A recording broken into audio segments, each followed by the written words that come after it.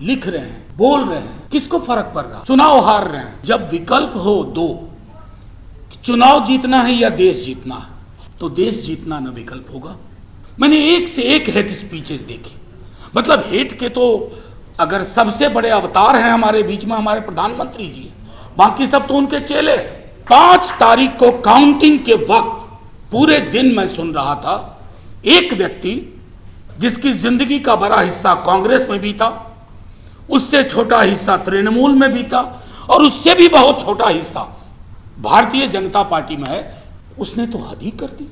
Hindu EVM, मुस्लिम EVM, हमने इसको normal कर लिया।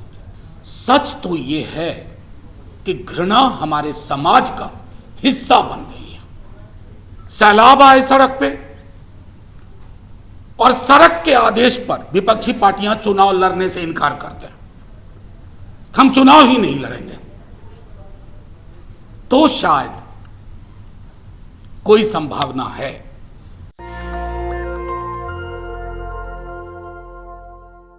सबसे पहले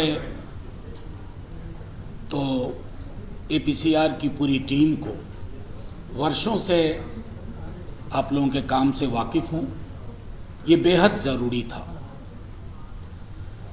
कोई भी अब कहीं भी बैठ करके इस वेबसाइट के माध्यम से, और इसका जो भी फीचर्स मैंने देखे वो बेहद अहम है, लेकिन मेरी चिंता है कि एपीसीआर को अपना काम बढ़ाना होगा, कॉमरेड्स बढ़ाने होंगे। संजय भाई हैं, मैं उनके समक्ष ही ये एक बात कह रहा हूँ।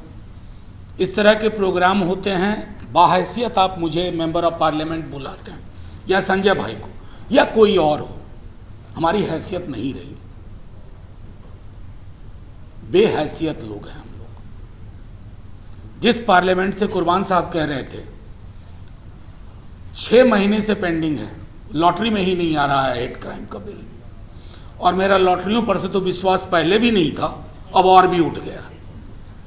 बहरहाल मैं 2-3 मोटी मोटी चीजें कह करके मैंने क्यों कहा कि as a member of parliament Harsh हो, अपूर्वा जी हो, नदीम साहब हो, मैं दो one of the best lawyers की संगत में अभी बैठा हुआ था। इसमें तो एक कॉलम ऑफ जुडिशियरी का भी होना चाहिए। एपीसीआर में जब हेट ट्रैकर की बात करें, हाउ जुडिशियरी बिकम्स इंस्ट्रूमेंट। अब जिस चीज का आप हवाला दे रहे थे कुर्बान साहब, मैंने उसके बारे में लिखा, लेकिन करेंगे क्या? लिख रहे हैं, बोल रहे हैं, किसको फर्क पड़ रहा है? चुनाव हार रहे हैं। आज ही सुबह मैंने कहा, किसी को बुरा लग गया, मैंने कहा देखिए, जब विकल्प हो दो, चुनाव जीतना है या देश जीतना है, तो देश जीतना ना विकल्प होगा। क्या चाहते हैं लोग कि चुनाव उन्हीं की तरह लड़े जाएं? जैसे इजराइल में 2 पार्टी है, लेकिन दोनों पार्टियों में फर्क करना मुश्किल है, चाहे लिकुड हो या लेबर हो।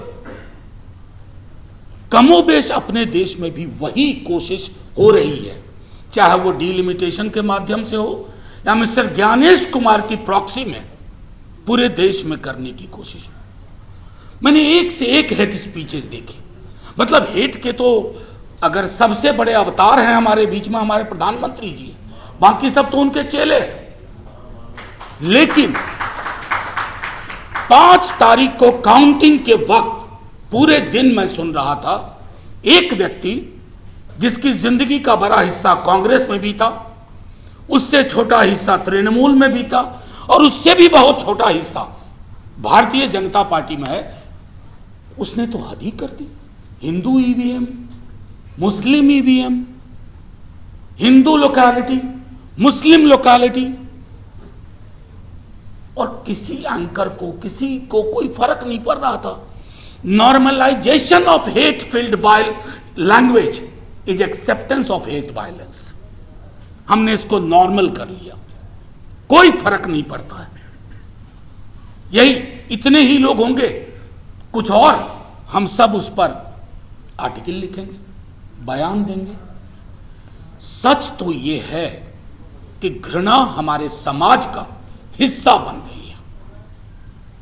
अभी एजाज ने एक लेख लिखा था, पता नहीं आपने पढ़ा कि नहीं आप लोगों से, फ्रंटलाइन में एक ड्राइवर ओला उबर का पूरे रास्ते उनको मुसलमानों के बारे में सुनाता रहा, वो ये हैं वो हैं। आखिरी में एजाज भाई ने कहा कि मैं भी मुसलमान हूं। तो इस तरह के माहौल में हम जी रहे हैं। मैं कई दफा कह चुका हूं, अपूर्वा जी नाराज भी हो जाते हैं कभी कभी। I don't see possibility in the hands of political collective. I don't. अब ये सड़क पे हो, सैलाब आए सड़क पे, और सड़क के आदेश पर विपक्षी पार्टियां चुनाव लड़ने से इनकार करते हैं, हम चुनाव ही नहीं लड़ेंगे, तो शायद कोई संभावना है। अन्यथा इस वेबसाइट की कैपेसिटी बढ़ाती रहनी होगी। जय हिंद। नेशनल दस्तक की आपसे गुजारिश है कि अगर इसको बचाना चाहते हैं तो नेशनल दस्तक को सब्सक्राइब करने के लिए रेड कलर के सब्सक्राइब बटन को दबाएं, फिर बेल आइकन की घंटी दबाएं। नेशनल दस्तक को बचाने के लिए बहुत जरूरी है कि हर खबर को शेयर करें, लाइक करें, कमेंट जरूर करें।